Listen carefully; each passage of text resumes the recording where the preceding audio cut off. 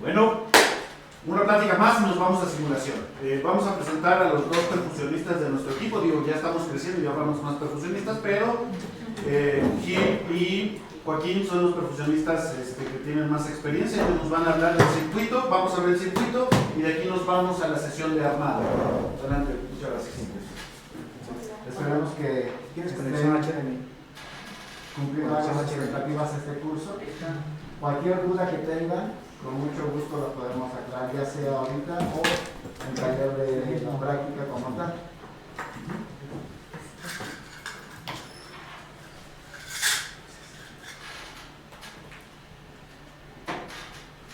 Algo importante de lo que comentaba el doctor Damián es para identificar o poner un ECMO de AVE, siempre que tengan un soporte del material, el oxímetro debe estar del lado derecho, ¿sí? Lo cual nos va a estar monitoreando lo que está mandando el corazón de la sangre oxigenada. Si lo tenemos del lado izquierdo, vamos a estar midiendo la sangre oxigenada que está mandando el eco. Ajá.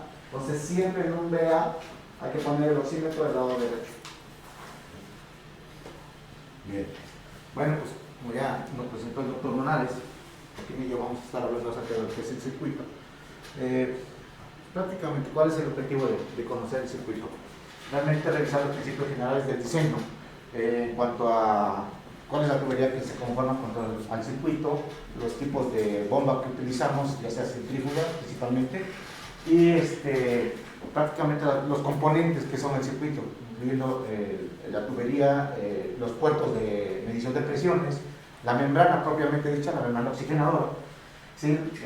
Los dispositivos de cambio de gas, el monitoreo del circuito, y el día de mañana vamos a ver lo que es el cebado y la selección de cada uno de los circuitos, ya sea adulto o pediátrico. ¿Okay?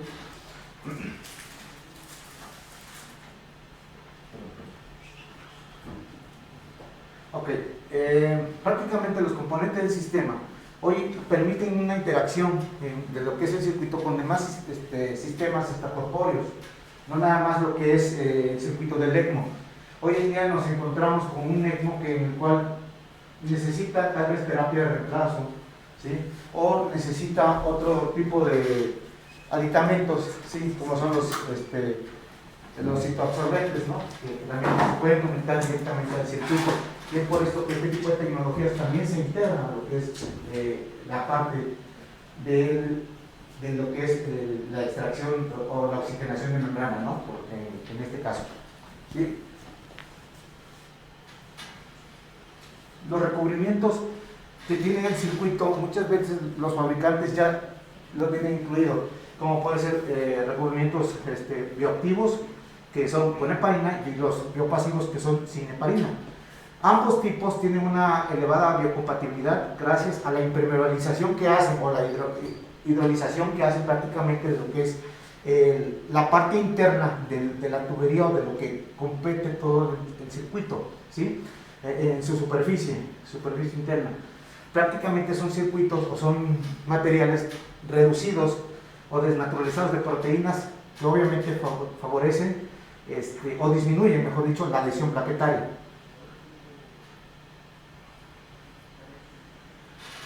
Dentro de los componentes que tienen cada una de estas superficies existen en el mercado varios circuitos de varias marcas. En este caso la marca de la casa, que es Imaque, sus circuitos prácticamente contienen Bioline y Safline, prácticamente, que son tratamientos superficiales bioactivos y biopasivos, o sea, unos contienen heparina y otros no los contienen, prácticamente, ¿sí? Los demás pues son los demás circuitos o membranas que existen en el mercado, que bueno, no es más adelante en otra fase la vamos a ver más específicamente. Algunas consideraciones especiales. El circuito normalmente está cebado por un volumen dependiendo la configuración, si es adulto, pediátrico o neonatal, ¿sí? ¿Qué es lo que nos interesa saber acerca del circuito en cuanto a su tamaño? Por ejemplo, los circuitos neonatales están compuestos prácticamente con tubería de 316. Esto nos permite un flujo máximo de 1.2 litros por el peso del paciente.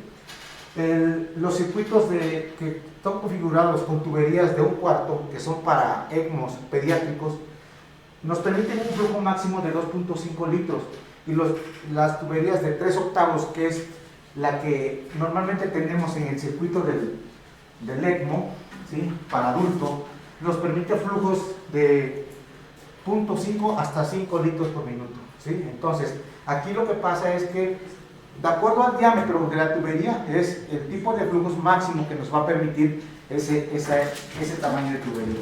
También recuerden que entre mayor diámetro sea el tubo, mayor es la hemodilución como tal del paciente, ¿no?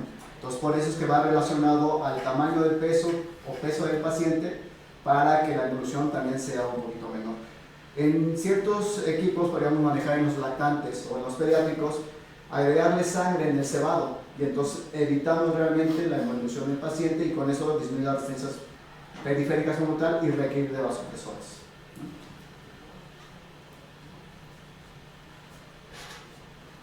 Pues prácticamente estos circuitos, los que más se utilizan y que hemos visto con mayor frecuencia, son los sistemas o los circuitos de pediátricos, que son de 1/4, la tubería de 1/4, y los adultos, como ya se los mostró Joaquín.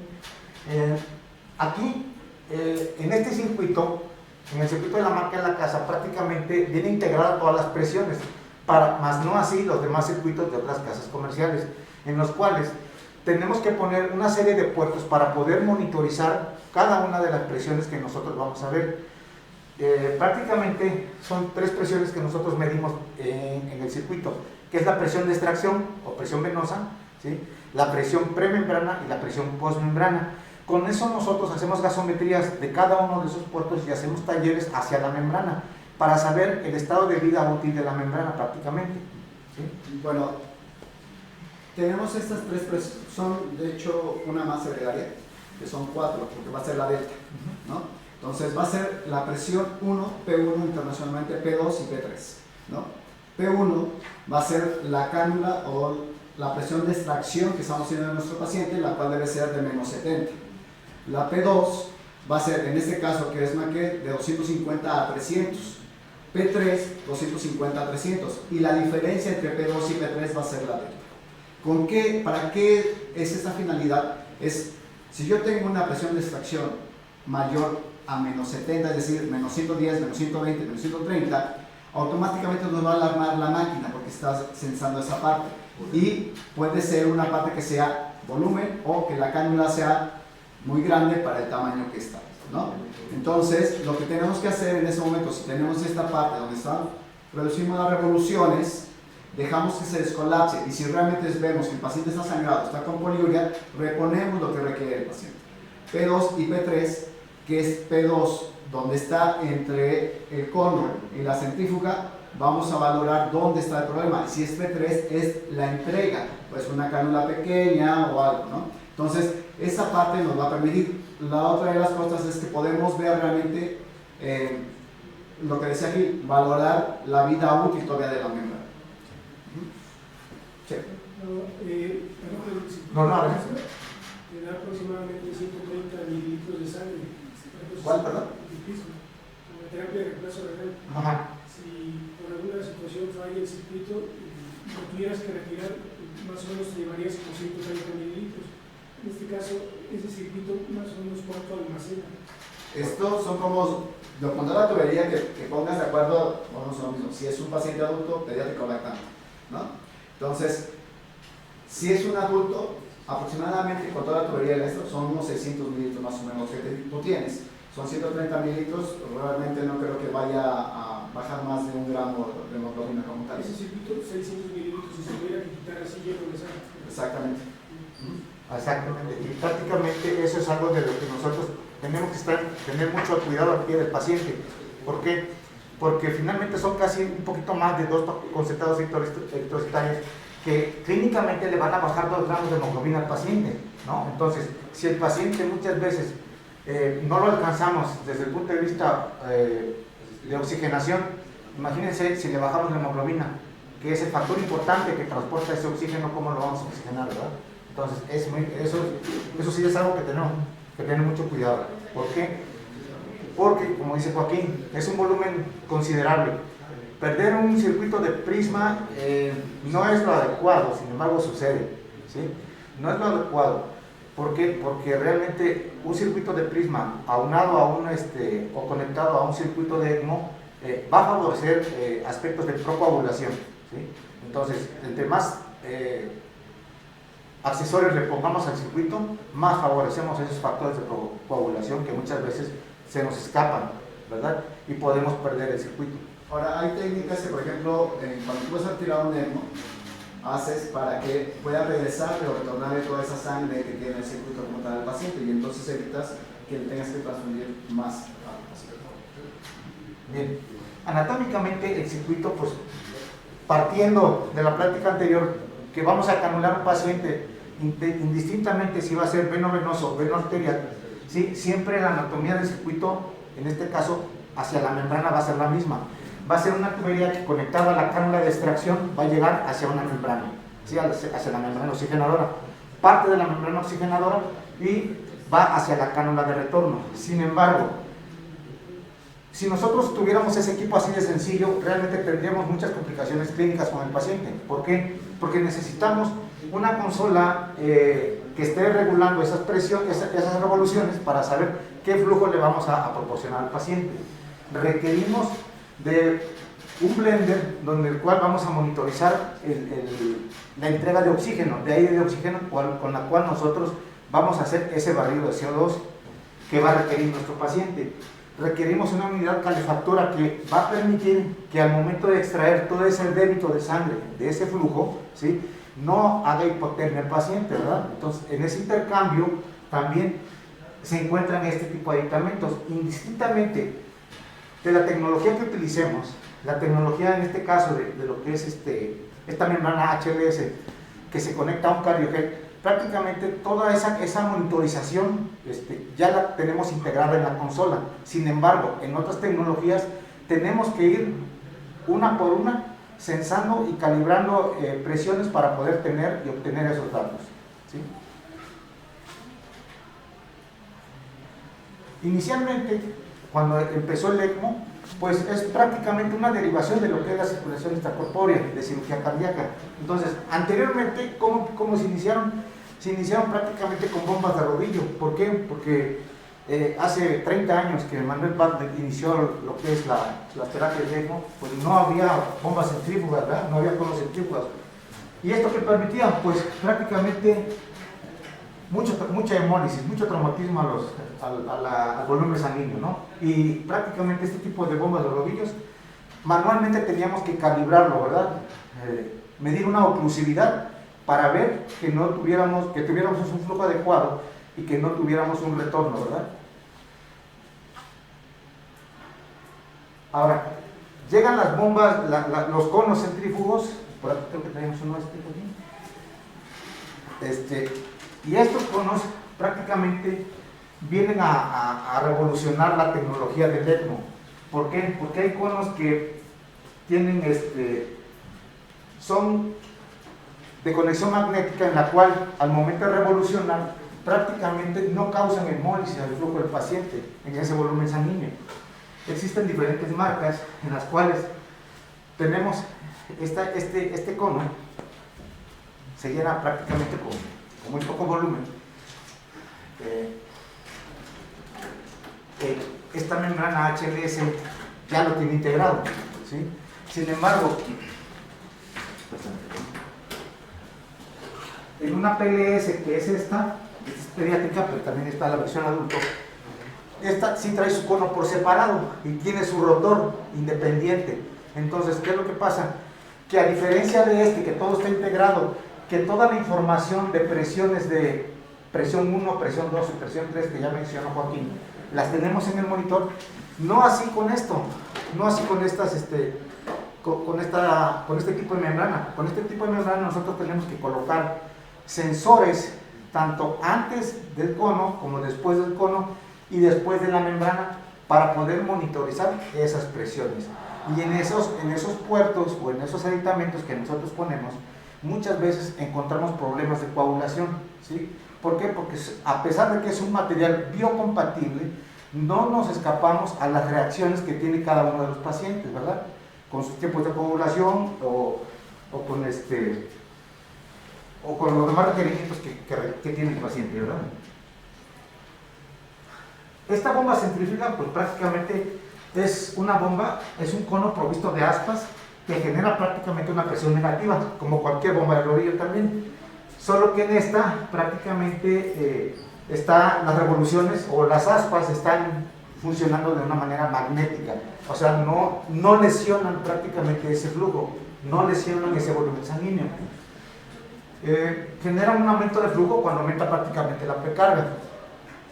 ¿Qué se refiere con esto? Que esta bomba centrífuga, si nosotros lo dejamos de revolucionar o bajamos esas revoluciones, podemos tener un flujo retrógrado. ¿Por qué? Porque esa misma presión vence esas aspas. Estas aspas tienen que estar continuamente a una determinada revoluciones por minuto. ¿Qué ventaja tiene? Que tiene bajo riesgo de cavitación, lo que decía el doctor Damián hace rato. Muchas veces por efecto de volumen chicotea, ¿verdad? Vemos que esa tubería o esa cánula empieza a chicotear. Ese es un fenómeno de cavitación. ¿Por qué se da? Como ya dijo Joaquín, puede ser hipovolemia, ¿sí? O puede ser que la cánula sea de un gran tamaño, que se adosa a las paredes del vaso de la vena de extracción, y eso hace que cavite esa vena. La presión de extracción, o P1, se eleva de una manera considerable que no permite un flujo adecuado, y el flujo en el ECMO se nos cae. Se nos llega a ir hasta 0, hasta 0.5, 0.3, cuando muchas veces tenemos un flujo de 3, 4 o 5 litros por minuto. ¿Sí? Estos son uno de los modelos que hay en el mercado. Prácticamente todas son accionadas magnéticamente, son muy benévolas con el flujo sanguíneo. Hay inclusive de levitación, hay centrífugas ya de levitación que son mucho mejores que las anteriores. Y bueno, un sistema ECMO, pues este es la ruta 1, la ruta flow 1, en el cual podemos ver la consola propiamente dicha, que únicamente nos maneja como información las revoluciones y el flujo que estamos dando. No nos maneja como el CardioGel, que nos maneja la presión de extracción, la presión venosa, la presión arterial, la alerta y todas esas cosas, ¿no? La monitorización de las presiones se hace a través de esas cajas rojas, ¿sí? O puede ser otro tipo de aditamentos que podemos nosotros de manera artesanal, ¿verdad? Colocarle para poder ver las presiones. Abajo, si ustedes ven, está la unidad calefactora que les había comentado al principio, ¿sí? ¿Por qué? Porque si no tenemos un intercambio de temperatura, ese paciente lo mantenemos en hipotermia, ¿verdad? Toda consola de cualquier tecnología que se hable tiene una manivela de emergencia, ¿sí? ¿Por qué razón? Pues no estamos exentos, la tecnología no está exenta de que se nos vaya la luz, ¿verdad? Aunque también tienen una batería de respaldo que por fabricante en la mayoría de las veces son de 90 minutos, y eso va a depender de los requerimientos que tengamos con el paciente. Muchas veces esta manivela tenemos que accionarla. ¿Y la hacemos en qué momento? La hacemos cuando necesitamos hacer un cambio de membrana. Vamos a suponer que el paciente ya tiene 10, 11, 12, 15 días en ECMO. Le hacemos estas mediciones de presiones que comentábamos al principio, de presión 1, presión 2, presión 3, hacemos un taller de gases y vemos que la membrana ya está disfuncional. ¿Qué procede en ese momento? Para el ECMO utilizar el motor de emergencia y cambiarla. Exacto. Utilizamos esta manivela de emergencia o este hand drive, montamos la membrana o el cono, porque puede ser tanto la membrana como puede ser un cono, puede ser un sistema PLS. Manualmente no nos va a dar una información de a qué flujo, ¿verdad? Cuántos litros por minuto, pero sí nos va a dar a cuántas revoluciones. Por eso es importante que al momento que nosotros estamos monitoreando cada hora los valores de la consola, estemos siempre presentes de ver a cuántas revoluciones estamos dando ese flujo. ¿Por qué? Porque eso nos va a permitir acercarnos al flujo que nosotros estamos otorgando al paciente. Y como dice el doctor, de una manera manual le estamos dando ese flujo mientras desmontamos la membrana, montamos una nueva, la cebamos. ¿Cuánto nos llevamos en ese procedimiento? ¿Cuánto tiempo podemos echar? Es bueno, ya la gente que tenemos un poquito de experiencia, eso lo hacemos en 5 o 10 minutos, ¿no? El cerrado del equipo y todo. Lo que cambia ahí es igual está todo sincronizado para cortar la tubería, hacer las conexiones.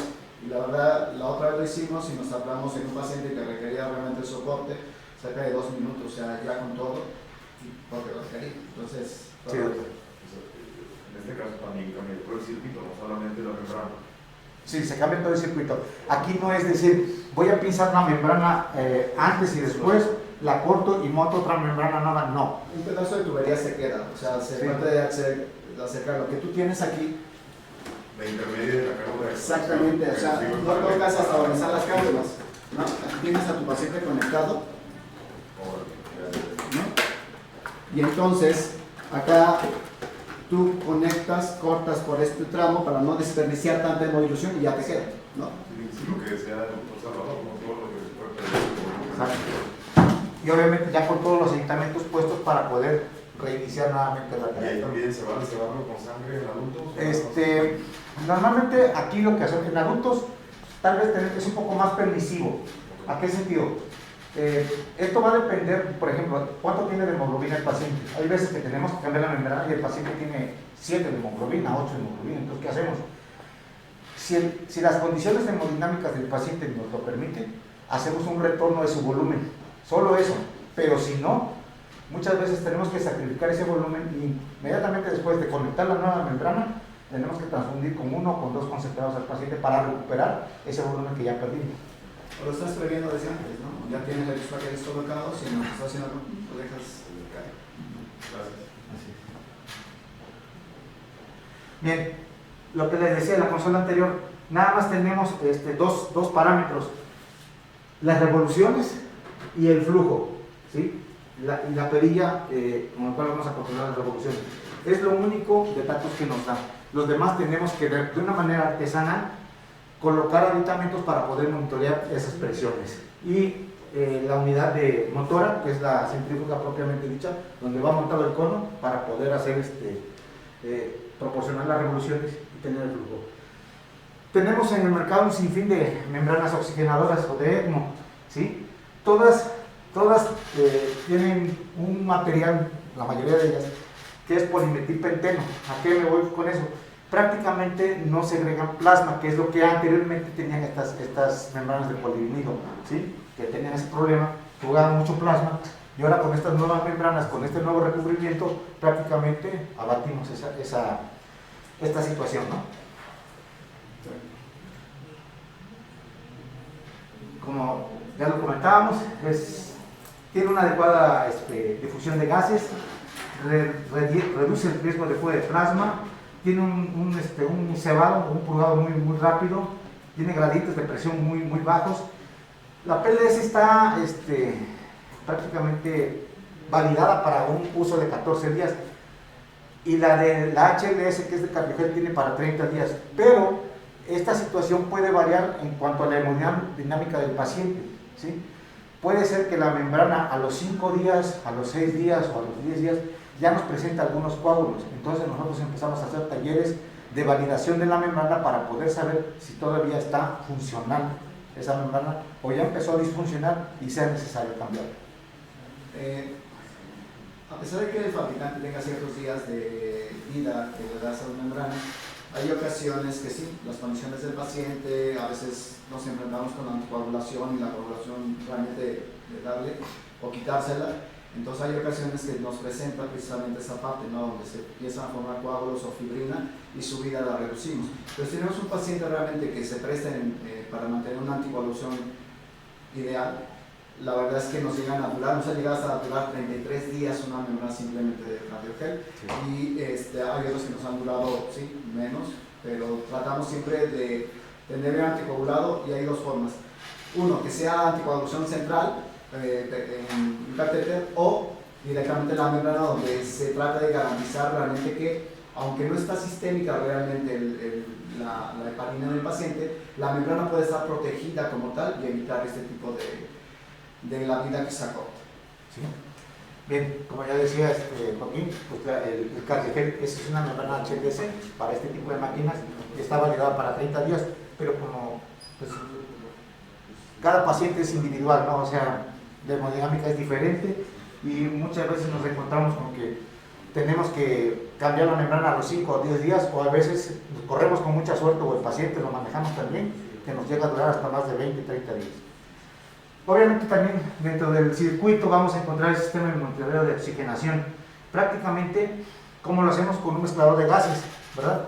Podemos el porcentaje, el FIO2, a cuánto lo vamos a entregar. Inicialmente iniciamos al 100% y el barrido de aire que vamos a hacer, normalmente lo hacemos 1 a 1, aunque por experiencia propia, ya que hemos trabajado en el grupo, normalmente iniciamos con 1 o 2 litros de barrido. ¿Por qué? Porque muchas veces ese CO2 que estamos barriendo es muy brusco y podemos originar problemas cerebrales, ¿verdad? Problemas de sangrado. Entonces, muchas veces eso sí puede ser muy peligroso para el paciente, puede ser inclusive hasta fatal. Tenemos que individualizar al paciente qué tipo de modalidad estamos teniendo con el ECMO, ¿no? ¿Un BA o un BB? Si es un BB, sabemos que vamos a requerir más barrido de CO2 que en un BA que finalmente tiene los pulmones sanos y que lo puede estar haciendo, ¿no?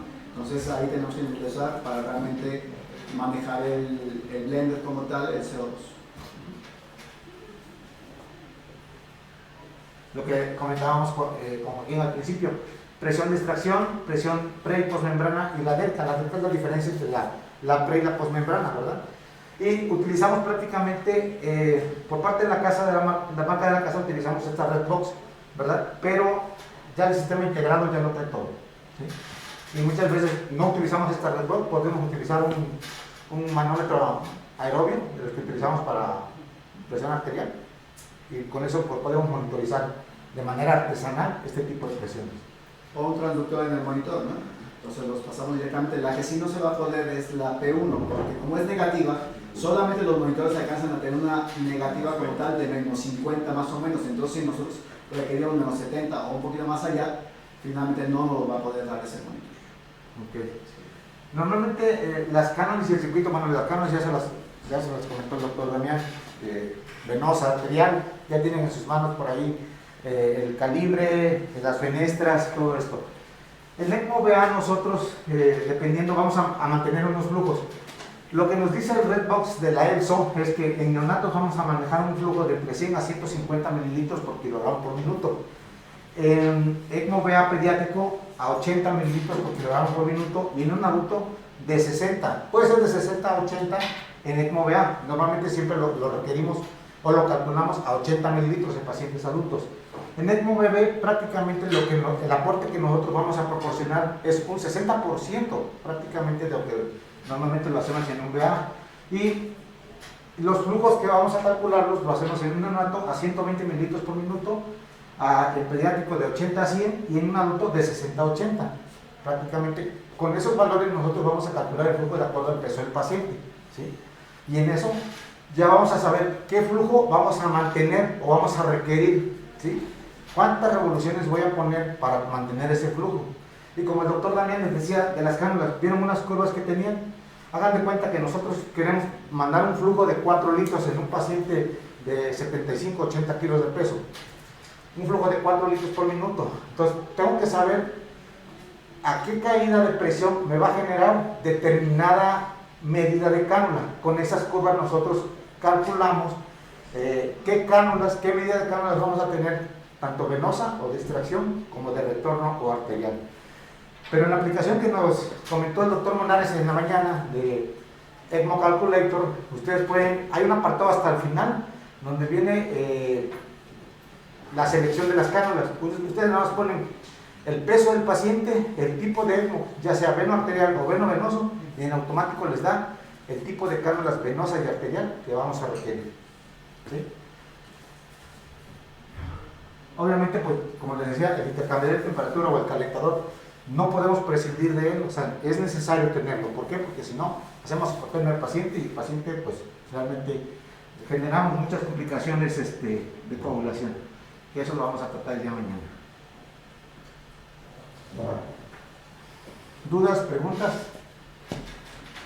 ¿O en el examen? No, PLS. Vamos a hacer PLS con la ruta 2. Ahorita lo que les presenté aquí fueron la ruta 1. La ruta 2 la van a ver ustedes en vivo y a todo color. Es algo muy similar, pero muy práctica. Que ahorita vamos a comentar algunas situaciones de ventajas con respecto a la Ruta 1. ¿Sí? Ok. Bueno, si no tienen preguntas y todo, pues muchas gracias. Bueno, gracias. Y ahora